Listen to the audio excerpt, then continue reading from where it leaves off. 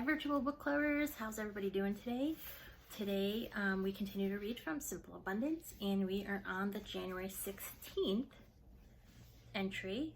It is titled A Sense of Order, Cultivating Contentment. Order is the shape upon which beauty depends, written by Pearl Buck. For years I've suspected that happy and fulfilled lives, domesticity and spirituality are invisibly but inexorably connected. One a golden thread, one a silver filament, which when woven together create a tapestry of contentment. The Shakers, a religious communal sect that flourished in America during the mid-19th century, invoked a prayer each morning for the grace that would enable them to express their love of God through their daily tasks.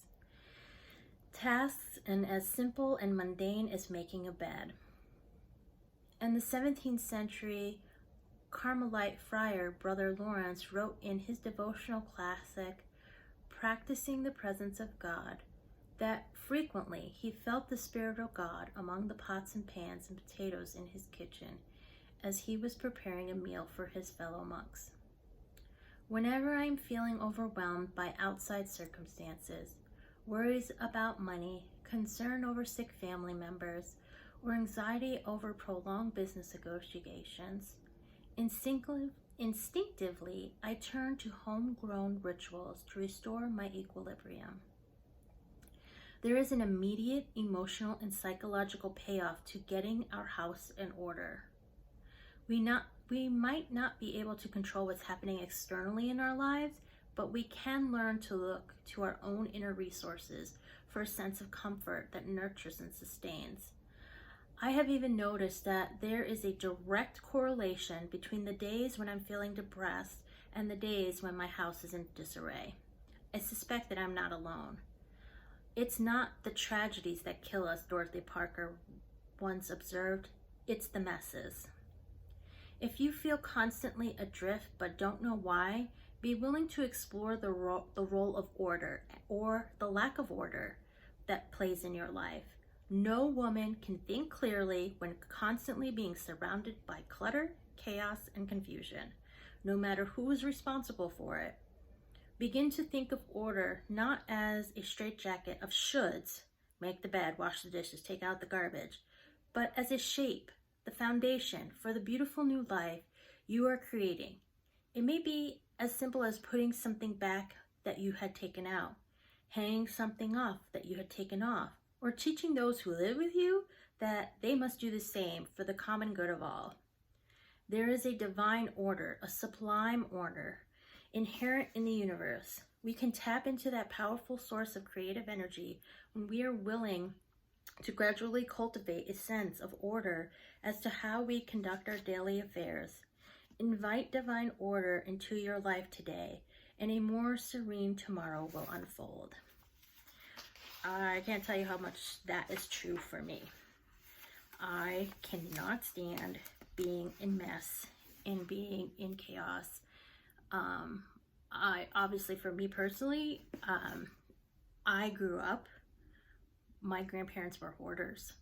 And so mess, junk, clutter literally makes me insane. Like, it drives me crazy, and I can't be calm and peaceful when I'm surrounded by all of that. So I totally understand. You know, for women, we are multitaskers. We're always thinking about all the things that, are on the list of things to do. So if things are not checked off that list, we can't really sit in a place of peace. We can't really sit and meditate when we're surrounded by all of these other things. Now, am I saying that we are supposed to be the ones to take on all that responsibility? Absolutely not.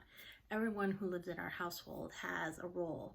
A household does not run if one person is doing the whole thing. Not only does it create resentment in the long term, but it's stunting to your family members. What happens if you're not there? Do they cease to be able to function? Especially as children. I made it a point very early on in my life, because of the chaos that was going on in my life, to try to create calm by learning how to cook and clean and do the dishes and keep a house and do the laundry, because I could control those things. And those were the things that I felt brought me calm, because those were the things that were being argued about in our household the most. So for me, that really brought peace. But I taught my kids very early on how to, help and take care of themselves, how to do laundry.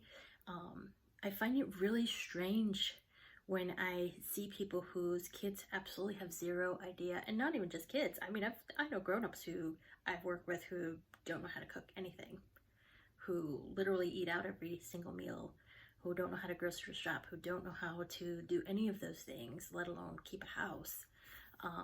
It is so important to make functional adults, to teach this to our children.